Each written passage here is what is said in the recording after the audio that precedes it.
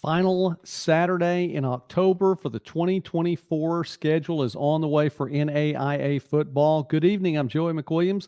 Thanks for watching tonight here on Midwest Sports Net. Shout out to Dave. I appreciate him watching tonight as well from the home of the, well, maybe not from the home of the Mustangs, but Roll Stangs. So, Dave, appreciate you checking in tonight, as well as Dale, Roll Stangs as well. And we did have some Morningside content on here a little bit earlier this week. We'll put it in the description after the show's over with tonight, too. But if you can get a chance to get to hear from Daniel Verstag, who is the play-by-play guy for the Morningside Mustangs, well, you missed out. You need to know a little bit more about Morningside because, hey, listen, they've got a couple of big games coming up, including the one this week, a top 10 matchup. Roger, glad to see you tonight, too. Get to see your name come up there as well. Comments are welcome here. Always let us know from where you're watching and maybe who your favorite team may be. Now, I have a good idea for Dave and Dale and Roger, but if you're new to the broadcast, please let us know. We'd love to find out who you are going to be cheering for this weekend in the NAIA.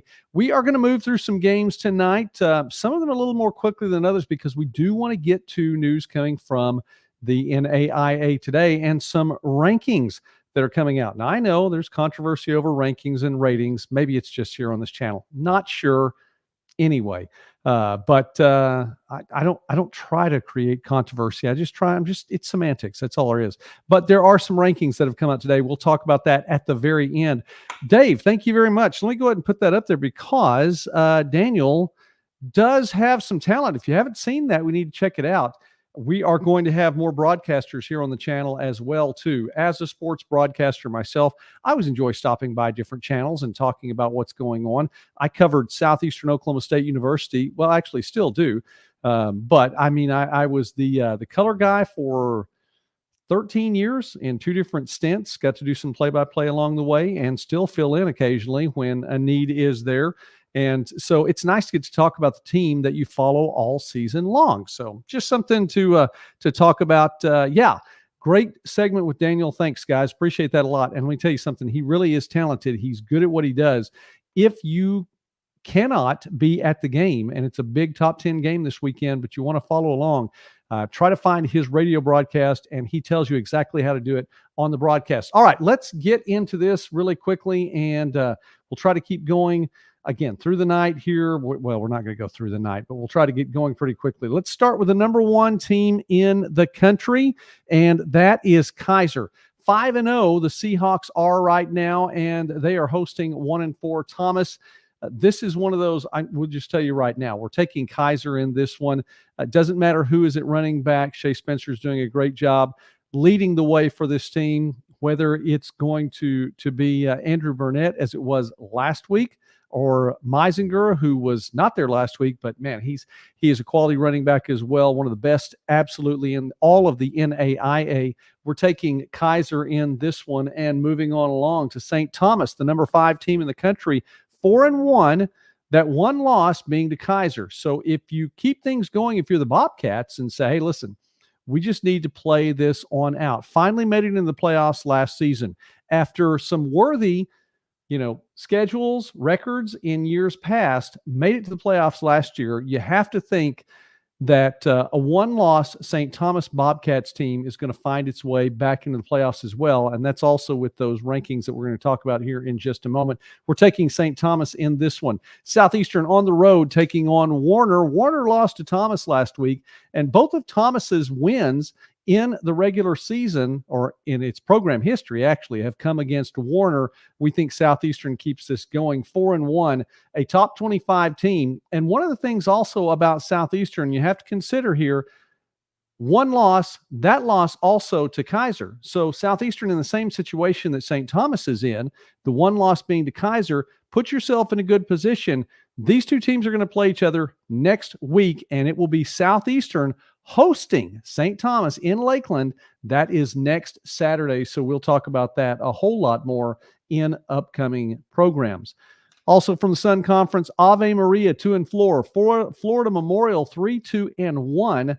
Not out of the conversation just yet because Florida Memorial is also 2-1 in the Sun Conference. So there's a lot going on there. I think that the game we talked about, the Southeastern hosting St. Thomas game, that may go a little bit farther. Florida Memorial, quality team last year, number 3 in the conference last year. Don't know that they can keep that up with some of these teams this year. We'll see. There's all of November left to play. Florida Memorial, however, needs to get a win against Ave Maria, and we are picking the Lions in that one on Saturday. All right, let's move over to the Appalachian, where Reinhardt still have an opportunity for a playoff spot, trying to continue its 9-season streak, making to the playoffs. But they're trailing a game to Pikeville and to Bluefield. Well, no, trailing a game to Pikeville right now, and realistically a game and a half to Pikeville because the Bears had the head-to-head victory at the start of the conference schedule. Reinhardt at home over St. Andrews. We are taking the Eagles in this one, and we move on along. Here's the game that is the big one in the Appalachian this week. It is Bluefield 3-4, Pikeville 3-4.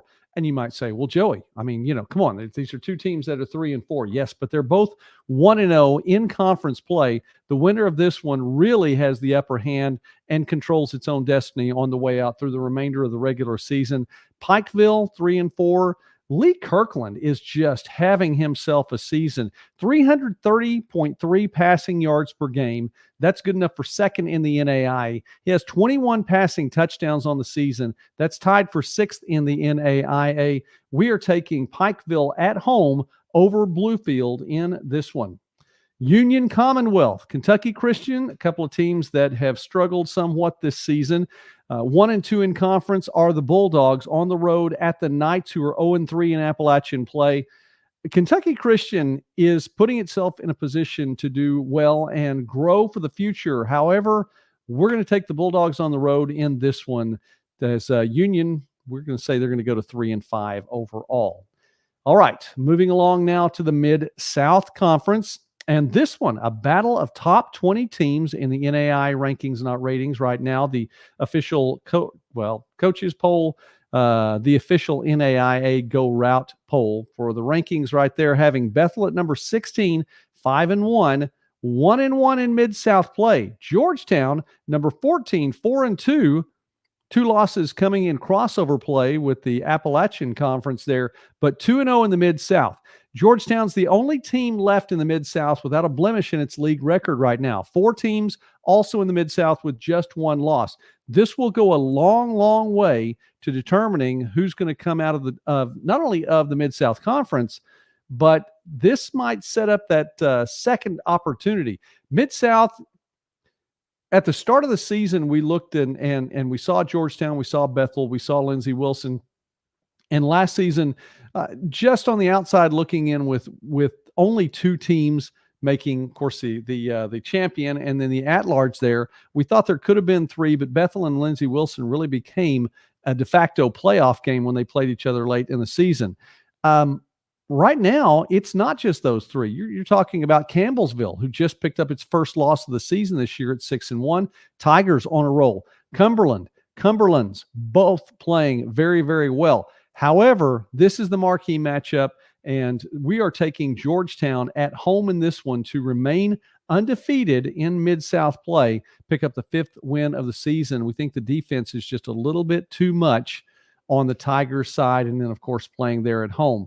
Cumberland on the road at Cumberland's, both teams at 5-2. Both teams, Cumberland, with just 1 loss in conference play. Cumberland has 2 losses. And so Cumberland's at home. We're going to go with the Patriots there at home. Let's move on along. And again, thanks to everybody for watching tonight. Lots more on the program.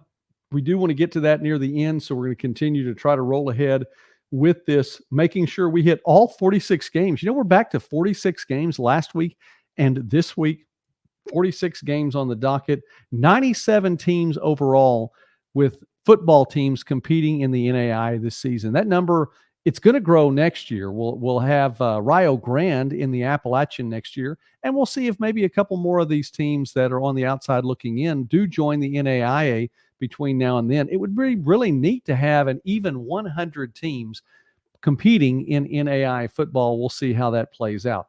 All right, we were taking Cumberland's in that one, definitely taking the Tigers in this one. Campbellsville at home, Faulkner. It has just not been the season for the Eagles, and we're going to roll with Campbellsville in this one. Let's go from the Mid-South to the Mid-States. Lots of games on the docket here, and that includes this one, the Franciscan Bowl between St. Francis and Marion. 12 times these two teams have met, and it has been an even tie in this series. That is wrong. I apologize. 20th meeting in this one. Marion has won 11, and St. Francis has won 8. There is a 6-6 tie a little bit later on. I got ahead of myself on that one. Always look at your notes before you start talking. That's really, sometimes my wife asks me, Mrs. Midwest Sportsnet asks me sometimes, I've been a youth pastor, I've been a senior pastor, I speak regularly, and sometimes she'll say, do you know what you're going to say before you start talking? And I'll tell her, no, I don't always know. It really freaks her out. Sometimes I probably should know a little bit more. Anyway, St. Francis defeated Judson last week 49-20. Marion defeated Olivet Nazarene last week 45-40. St. Francis led by Joshua Kolka, 24 passing touchdowns on the season, tied for third in the NAIA. We've mentioned his name a couple of times of late in the top 5. He was in the top 5 last week as well. Marion at home, we think the defense is going to try to clog things up a little bit for Kolka. And Marion, as both these teams are undefeated in the Midwest, we think Marion is going to remain undefeated and go to 6-1. We're picking the Knights at home in this one. Another St. Francis team. This one is going to be at home taking on Judson. And these are two teams that are heading in opposite directions right now. Judson 1-5 and St. Francis 5-1. By the way, Roger, did I not mention Keegan LaBelle? I just want to point that out there, too. I think I got caught up in the series record there, and I forgot to mention Keegan LaBelle. Not only is it the Marion defense, it is Keegan LaBelle who runs the ball, one of the top 10 running backs in the country, and I wanted to point that out there as well. So there we go. You know what, Roger? In my comments section, I don't know if there are graphics that go with that or not, so you're going to help me out because I'm struggling on that one. But anyway, we are picking Marion on that one. All right, Judson, St. Francis. We had St. Francis coach on here this past week talking with Joe Curry, talking about the St. Francis Fighting Tumulties. We're picking St. Francis at this one. And St. Francis also, by the way, another team in that Midwest that's 1-0. And so there are some big games yet on the docket between the two St. Francis teams, one from Indiana, one from Illinois, and then St. Francis against Marion later on. That one may be the biggest one in the Mid-States Midwest this season. All right, Siena Heights on the road, taking on Concordia. The Cardinals continue to be in their farewell tour, 4-3, got a win recently, big-time win on homecoming. Is it going to be enough at home against Siena Heights? Brendan Heisenleder with that running game, 116 rushing yards per game, 5th in the NAIA. We're going to say Concordia again. And I really give a lot of credit to Coach Schumacher and keeping his team in. There have been a couple of tough losses, a couple of losses that you look back on and go, wow, is this team going to stick around? Are they going to continue to fight hard throughout the remainder of the season? We say yes. We're taking the Cardinals in this one. All right. Moving on through the mid-states, let's move on over out of the Midwest into the Mideast. Madonna, the Crusaders, still yet to get a win. Defiance losing to a D3 team last week, but at home we're picking the Yellow Jackets in this one. All right. St. Xavier 4-3, Olivet Nazarene 3-3, both teams with a loss in the Midwest. Excuse me. Yeah, both teams with a loss in the Midwest. And Olivet Nazarene at home. This was the last game that we picked. Olivet Nazarene at home. We're going to give it to the Tigers just enough in this one to hold sway at home. Lawrence Tech taking on Taylor. Blue Devils going on the road. And every time I read this, all I see is Lawrence Taylor. So you can tell that I watched a lot of the NFL in the 80s, even into the 90s. Lawrence Taylor, one of the greatest defensive players in all of NFL history. I mean, this guy was incredible. So I look at that and I keep seeing Lawrence Taylor. So forgive me if I spill over that in a little bit and daydream about some of those days. back when the NFL really, really was something to watch. I'll tell you what, I'll take college football any day of the week right now. NAIA football is a pleasure. It's a privilege to get to watch. We're taking Taylor 5-2. Taylor rights the ship. They get things back together after the Indiana Wesleyan loss last week. To the Hart Conference now, as we get to talk more into the middle part of the country. Grandview 6-0, St. Ambrose 2-5. Grandview's defense still looking good. St. Ambrose new to the Hart Conference, 0-2 in Hart North play. Grandview 2-0 in Hart North play. Grandview continues its regular season streak, moves it to 57 consecutive wins with a win this week, we believe, over the Fighting Bees. It's also will be 57 consecutive wins in Hart Conference play, not a divisional play, but in Hart Conference play. And so this Hart North game, we are going to go with Grandview in that one. All right. This one, we'll move divisionally back and forth as we stay with ranked teams. Another ranked team in the Hart, Benedictine, 6-1. Missouri Valley, 3-3. Benedictine, just the one loss on the season. Had the big win over Morningside at the outset of the year. That could be something, if both these teams continue to play well, it's actually going to be something that looks good on both their resumes as we get a little bit closer to playoff time. So something to keep in mind right there. Jackson Dooley averaging 308.7 passing yards per game, good enough for third in the NAIA. The Ravens are going to take this one on the road at Missouri Valley. Staying with the Hart South, another quality team, and this one undefeated. Mid-America Nazarene, the Pioneers under Coach Paul Hansen.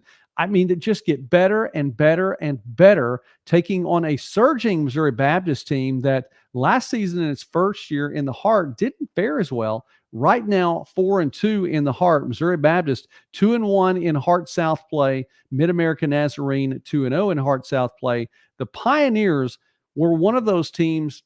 It's kind of like Friends, kind of like Lindsey Wilson, just on the outside looking in last year with a 9-2 record and a share of the conference title or the divisional title in the Hart South last year. The Pioneers know if they win out, they'll be in. So Adrian Parsons with 25 passing touchdowns this season, that's second in the NAIA. He continues to lead well. And really this season, I mean, it's the culmination of his time there. The Pioneers want him to go out strong. We're taking the Pioneers on the road at St. Louis against Missouri Baptist. One more Hart South game. How about this one?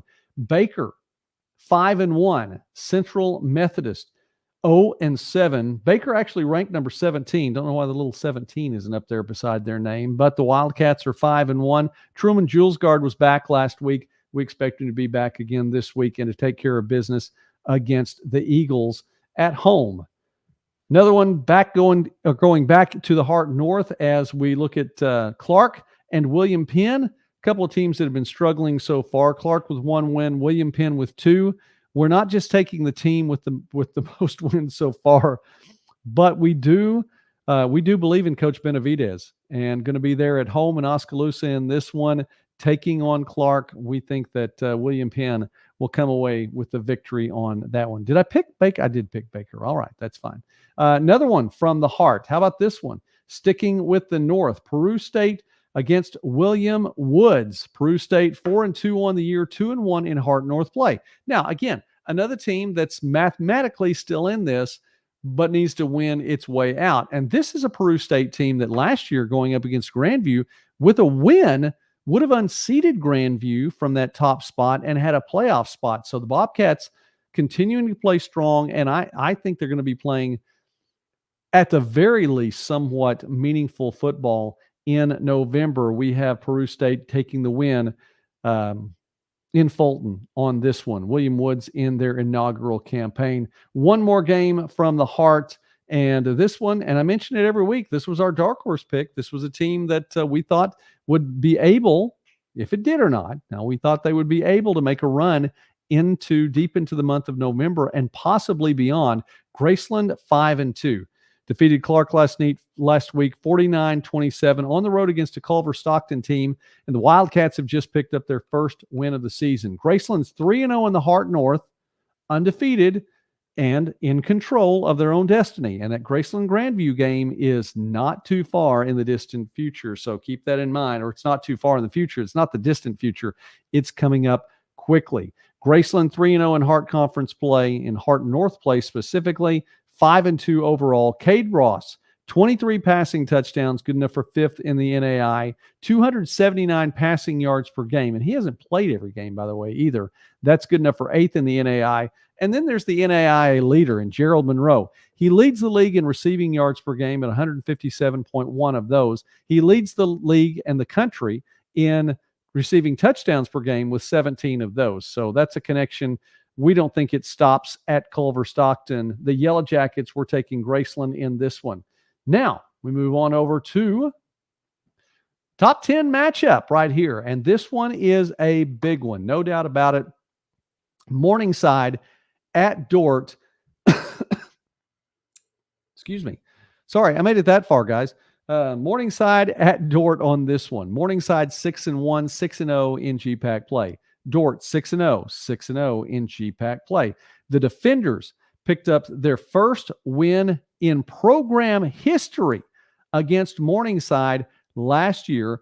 Went up 21-0. Morningside comes all the way back to go up 24-21. Dordt comes away with the win, 28-24.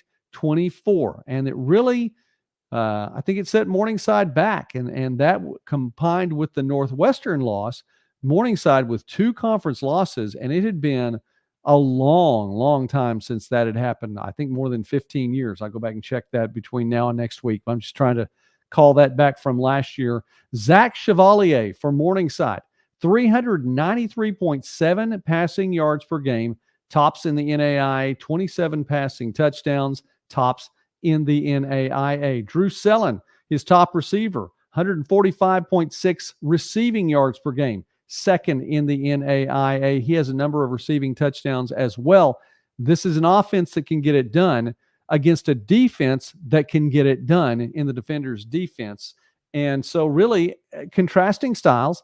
We expect to see Morningside throw the ball, and not that the Mustangs can't run it, but we do expect to see Morningside throw the ball. Dordt will do a little bit of both as well. It's the Morningside defense that if they can pick up a turnover or two, give things back to the Mustangs on offense, we're picking Morningside in this one. And I think as much as anything, it's the revenge tour factor. As Morningside has this game this week and then another game next week against Northwestern, also a top 10 team.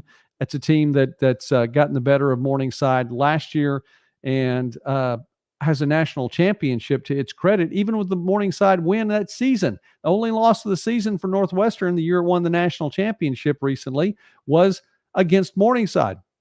Mustangs can't celebrate the national championship with that one. The Red Raiders do. So we do think here at Midwest Sportsnet that Morningside in the revenge tour is going to take Dordt. And we'll talk more about the Northwestern game next week. It's a big one, though. It's a big one. Now, don't forget, and we're going to put this in after. We're going to go back and put in the link for the Daniel Verstag video. If you haven't watched that, we need to watch it. Daniel's a great guy and a quality broadcaster, and he'll tell you where you can listen to or watch this game to be able to have that. If it's a home game, then it's one of those things where his audio goes over the video as well. How about the GPAC network? Had a chance to visit with the conference commissioner, Corey Westra, this summer. Fantastic visit. We had Commissioners Week here on Midwest Sportsnet, and I thought it went really well. I enjoyed it, getting to visit with commissioners from throughout the NAI and Division II, and he was talking about the GPAC network. That is something. You can watch these GPAC games there and check it out. That's all I'm saying. Check it out. So anyhow, we're taking Morningside in this one, the number 8 team in the country. We're also going to take the number 9 team in the country in the next one, 6-1. Northwestern, the Red Raiders, are hosting Dakota Wesleyan, still with some growing pains as some adjustments have been made over the course of this season. But Northwestern at home in Orange City, we're definitely going with the Red Raiders on that one. How about Doane and Hastings? Hastings at home. we're taking the Broncos to go ahead and get the win there against the Tigers. Tigers in new administration this year, and so they're, again, a little bit of growing pains as well. We're taking the Broncos. Waldorf 0-7, Briar Cliff 1-6, and the Chargers are at home right there in Sioux City. I don't know if that doesn't spell trouble. That doesn't start with a P and rhymes with T, and that stands for trouble. Oh, it's River City. That's it. I'm just kidding. We like musicals in this house as well. Lots of sports that go on in the Midwest Sportsnet house, but lots of music too. It's an interesting place to be. If you ever stop by, there's a lot of music. So trouble could be for Waldorf and the Warriors right there in Sioux City. We think the Chargers are going to take that game. And one more from the GPAC, Concordia and the Bulldogs. They're at 5-2 and not out of the running. I think a lot of things would have to happen for the Bulldogs to find a way into the postseason, but I wouldn't count them out just yet. And you look at that because Austin Jablowski just having a fantastic year. We expected that from here. How about Mark Arp? 122.4 rushing yards per game. That is second in the NAIA. The Bulldogs are quietly putting up numbers and playing some strong defense as well. We're taking Concordia at home there in Seward to get the win over a Mount Marty program, by the way. Those 4 wins, in case you didn't know, those are the most in program history. So they're realistically rewriting the record book with every win and everything that goes on to the positive. So keep that in mind for Mount Marty. Let's move on along. A few more games to go, and I know we're heading for that 30-minute mark, and I really want to get to some postseason implications. So we'll try to cruise on through here, but we can't get past this top 20 game. This one is the one that I've thought about for a while as well. The Morningside Dork game, huge game. Another game in the Frontier Conference, which we'll get to, huge game. This one, huge game. Playoff implications, absolutely in this one. Evangel, last season, went 3-1 all-time against Friends. A 2011 victory. Friends fumbled the ball all over the place. Evangel took advantage of it, shut down the Falcons, got the win, and Evangel went undefeated in regular season play. The Valor defeated Bethany last week 68-17 and have won 18 consecutive regular season games. Friends defeated Southwestern in a walk-off blocked field goal attempt, and the Falcons have won 10 straight as well. Last loss was to Evangel last year. Last loss overall. Chuck Hepler looking for win number 60 at Evangel, and this one should be a dogfight in Wichita.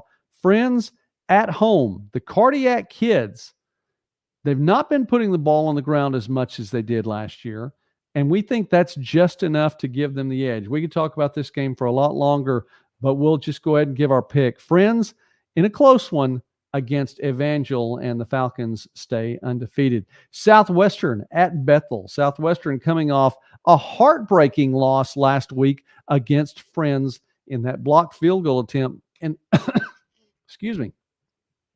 Braden Howell did everything he could do, including getting his team down the field for what looked like it might even be a chip shot of a field goal to take away the win at home, and it just didn't happen for the Mound Builders. Braden Howell, 24 touchdown passes on the season, tied for third in the NAI. We definitely believe, even though the Builders are going on the road in a tough place at North Newton, we're taking Southwestern. And the Mound Builders are not out of the running by any stretch in the Kessinger division. So something to keep in mind. Neither is McPherson. The Bulldogs are 6-1 overall and 1 win already in Kessinger play, taking on a Bethany team, 3-4, blown out last week, 0-1. We are taking McPherson on this one on the road at Lindsborg. Kansas Wesleyan 3-4, St. Mary 1-5. And there are changes in the works in Salina. Keep that in mind. But Kansas Wesleyan has enough to defeat St. Mary. We believe we're picking the Coyotes in this one. Ottawa. We picked the Braves last week to get their first win of the season. We were right. Let's do it again. Braves get the second win of the season on the road at Sterling. We're taking Ottawa in this one. And Tabor at Avila. Tabor 3-4 on the season, but a win already in the Bissell division, taking on Avila on the road there in North Kansas City. We think that Avila may have enough at home. So we're going to go ahead and take Avila in this one. All right, let's move to North Star play. Just 3 more conferences left to look at here, and a couple of games here in the North Star. Jamestown 1-6, Mayville State 4-3. We by all means are taking the Comets in this one at home, and then Valley City State 3-4, Dakota State 4-3. We're going to go with the Trojans in this one as well. Dakota State getting its home win in this one. Now, this is where it does get interesting, by the way. And Corey mentioned this on Monday. Corey Thorpe from NAIA F-ball and said he needed to look at the numbers to find out where Dickinson State is. I have checked those numbers out since then. It was a privilege to get to visit with Corey on Monday night. My first opportunity to get to be on the NAIA F-ball channel. Corey, a frequent guest over here as well, and I appreciate what he does. Looked at that to think, can Dickinson State clinch already? And the answer is yes, to clinch at least a share of the conference title with a Mayville State. So the magic number to clinch a share is 1. The magic number to clinch outright is 2, and that won't happen this week. But even though we're picking Mayville State at home in that game, the previous game that was up there, Jamestown would have to pick up a pretty big win. If Mayville State loses, Dickinson State clinches at least a share of the North Star title for the 10th consecutive win, or for the 10th consecutive year. It would take then next week a Dickinson State win and a Mayville State or Dakota State loss, and they would clinch it outright and be the overall champions. That could happen next week. We'll see how that all plays out. North Star on its farewell tour right now. Let's move over to the Sooner Conference with a top 11 team in Texas Wesleyan, according at least to the NAIA rankings, not ratings. The Rams 6-0, 4-0 in Sooner athletic play. Wayland Baptist, and we talk about them, it seems like, every single week, coming along. 3-3 overall, 3-2 in Sooner play. 7th meeting between the two schools. And since Texas Wesleyan's had that football program, the Rams won 24-13 last year. And Ernest Caesar with 21 rushing touchdowns. That's tops in the NAI. We're taking the Rams on the road. And we'll talk more about the Rams in upcoming weeks. I'll tease that just a little bit. OUAZ on the road. 2nd consecutive road trip for the Spirit, heading to Louisiana Christian in Pineville, Louisiana. That's a long trip for the Spirit. Take their 5-1 record over there, where we believe they're going to move it to 6-1. Nelson 2-4, traveling from Waxahachie down to Houston, and we think that the Lions can pick up another win in this one. It's been a struggle of a year for Nelson. They've made some adjustments. They'll make some more adjustments. We'll see how it turns out. Could, and we believe will pick up the win against the Stallions of North American. Oklahoma Panhandle 3-3, Texas College 5-2. And that's worth mentioning too. And we'll have a little bit more about Texas College here on the channel very soon. But Texas College 5-2, huge, huge win. Can't say that enough. Last week on the road at Louisiana Christian, I did not pick that win. And it was an overtime victory, 40-34. Got enough offense, defense held. Big time win for the Steers. They go to 5-2 on the season. And for Texas College, also 2-2 in Sooner Athletic Conference play. One more game from the Sooner Athletic Conference. Langston 4-2. The Lions started out 1-2 and have won 3 consecutive games, 3-1 in Sooner play. And just like OUAZ, with only 1 loss in conference play, still in the hunt for a playoff spot, even with those 2 losses overall. On the road at Arkansas Baptist, and we're taking the Lions in Little Rock. The Langston Lions in Little Rock with the Lynn. So I was trying to be cute with the alliteration, and it just went, the wheels fell off. Sorry about that. We're taking Langston to win that game. Torrance Bardell, by the way, we've mentioned him a few times on the channel. 279.8 passing yards per game. 7th in the NAIA in that category. All right. Finally, we make it to the Frontier Conference, and we start to wrap things up for this portion of the show. Arizona Christian on the road at Montana Western. That is a serious road trip, and the Firestorm has struggled in the Frontier Conference. The Bulldogs are going to continue that struggle. Montana Western, led by Michael Palandri, just are rolling. Palandri, 297.2 passing yards per game. That is fourth in the NAI. There's some prolific passers in the Frontier Conference. It's not all about the run there. Second meeting is Montana Western won last year. We think they're going to win again this year as well. We're picking the Bulldogs in this one. Another ranked team at home. This is a pattern, by the way, in the Frontier Conference this week. Southern Oregon, number 10 in the country, 6-1 overall, 3-1 in conference play. 17th meeting against the Lights from Montana State Northern. And the Raiders have won every single prior meeting. 16-0 all time, won 42-13 last year. Gunnar Yates leading the way with 138.7 rushing yards per game. That's tops in the NAI. He also has 20 rushing touchdowns. We think that Gunnar Yates is not going to be impeded in this contest, and that Southern Oregon goes to 17-0 all time. Did we mention Frontier Conference teams that are ranked and at home? How about this one? And this is one of the three top games, I believe, in the NAI this week. College of Idaho at home, 6-2, taking on Carroll. The Saints are 6-0 and unranked. We'll get to that in a moment. 6-0, College of Idaho at home in this one. And Carroll's schedule is just backloaded. It's the most backloaded schedule in all of the NAIA. Carroll defeated Eastern Oregon last week, but just by 5, 24-19. And College of Idaho didn't blow out Northern last week. It was a 28-7 game. These are two quarterbacks that have been on a roll this year and could continue that. This is a high-powered matchup. Jack Perka and what he can do, Andy Peters and what he can do as well.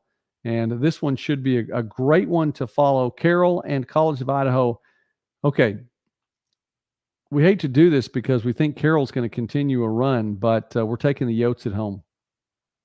College of Idaho won last year 35-21.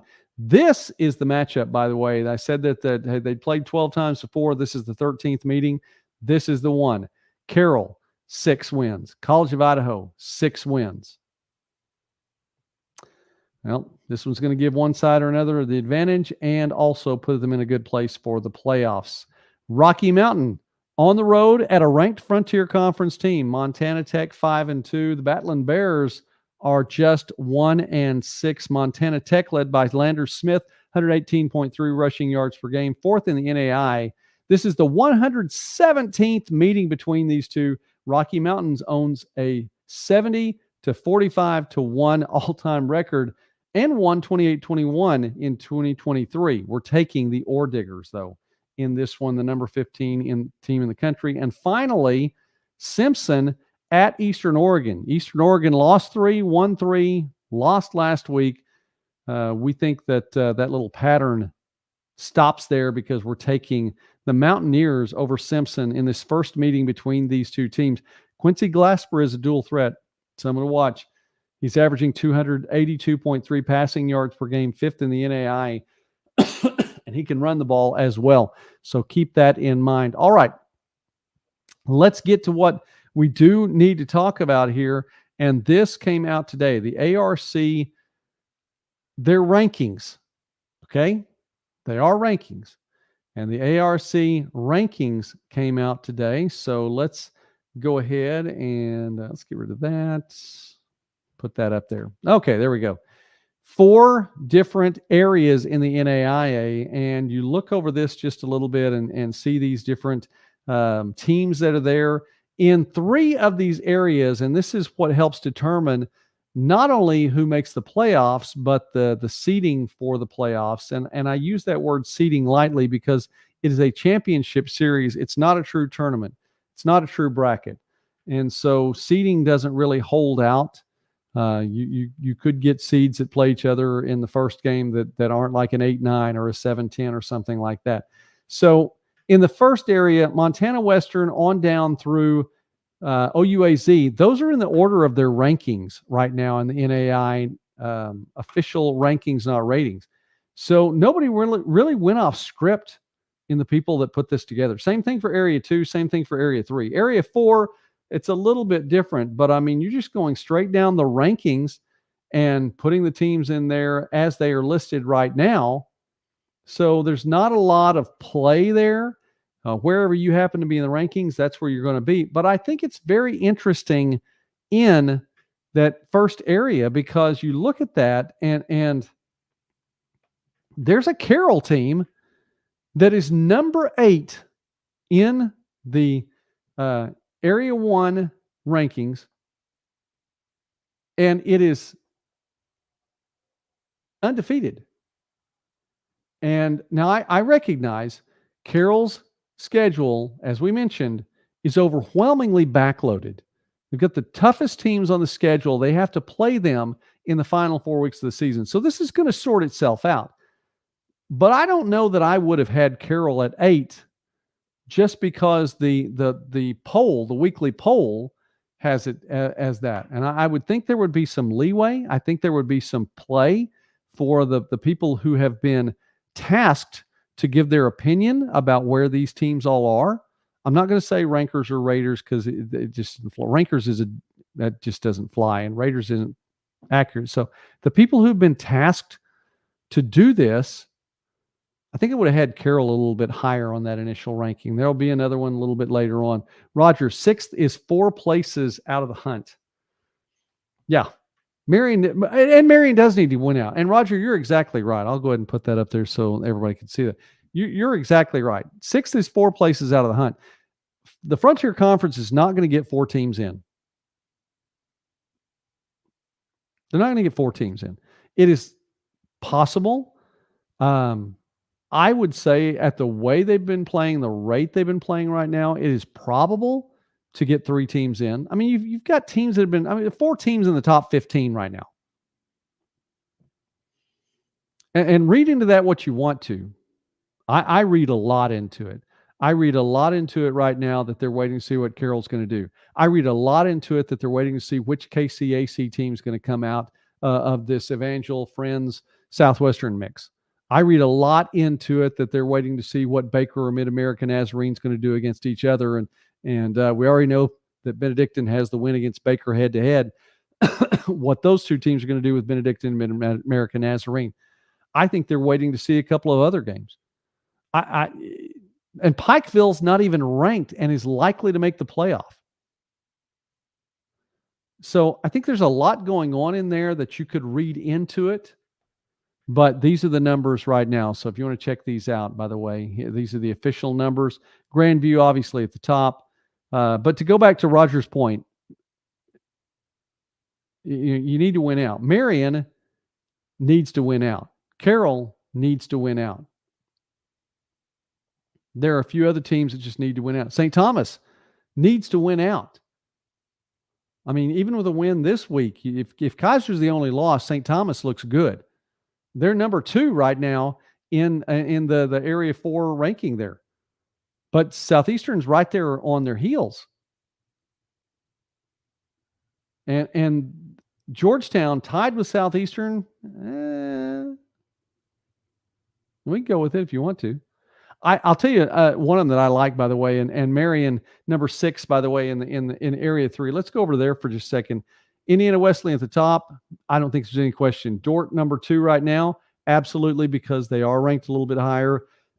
The last time these 2 teams played, Defenders came away with a win. Morningside has to take care of business. Northwestern has to take care of business. St. Francis looking good at number 5. And by the way, it's not necessary that you're going to get 5 teams from each of these areas for the 20 teams in the playoffs. You could get 6. Marion could show up at 6. Unlikely. But they could show up at 6. I like where St. Francis is. Also like where Concordia is. I mean, props to the committee on that one. Now, they had to go outside the rankings to do it, because everywhere that the teams are ranked, it's chalk's not the right word, but pretty much. So I think that, yeah, you're right. Marion needs to win out. OUAZ needs to win out. Dickinson State needs to win 1 game for all intents and purposes.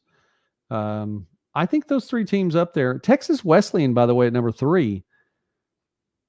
I'm teasing. We're going to talk about the Rams a little bit more in the upcoming weeks. I think that's an interesting team. It's a team that can throw the ball, can run the ball, and can play defense.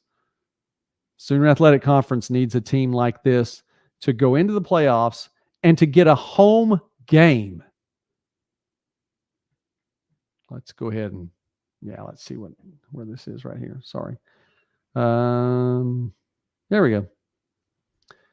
Texas Wesleyan, and today's October 24th, so we're going to say it right now. Texas Wesleyan needs to win out. For the Sooner Athletic Conference, either that or OUAZ needs to have a phenomenal win. They need to win out and pick up that just some phenomenal wins along the way. But the Sooner Athletic Conference needs to get a home game. And realistically, the best bet to do that is to have a Rams team that is undefeated. Now, we've seen, by the way, and this has happened more than one time in recent years, we have seen since the advent of the 20-team playoff that undefeated does not necessarily mean you get a home game in your first game. And I don't care if it was a first round game or the first game you played that was in the quote unquote second round, but it was still your first game. Now, we've seen this now twice, and it's tough. So the Rams are going to have to convince people that they're worthy of that spot and worthy of a home game. And then what's going to happen for the Sooner Athletic Conference, for all the teams, because that rising tide will raise all ships. Whoever comes out of that conference, whether it be Texas Wesleyan or OUAZ or whomever, Langston still with a possibility. It's going to have to win a game. They're just going to have to win a game. So the big games this week, let's wrap it up here really quickly. Yay, Stephen, nice to see your name coming up there. I appreciate that. That's a big deal. Always like to see you on the broadcast as well. Big games from the week. We're talking about Morningside and Dort. That one is huge. We're talking about Friends and Evangel. That one is huge. We're talking about College of Idaho and Carroll. That one is huge. Is huge as well. So I encourage you, keep up with these games. Watch the games if you can.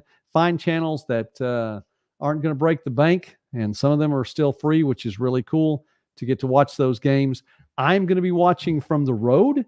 I'll just go ahead and tell you right now. Now, I'm bringing the computer with me, but I also have this right here, Mr. iPhone 14 with the blue cover. And I will be following from Edmond as we've got the Twins are in marching competition. So not going to be at a football game, going to be at a football field. How's that sound? So I'll have the computer with me. I'll have the ability to watch the games that I can watch and follow along with some others. We'll have more than one monitor going. This is Midwest Sportsnet. May or may not like that, but there are lots of bands out there, and our kids are performing twice.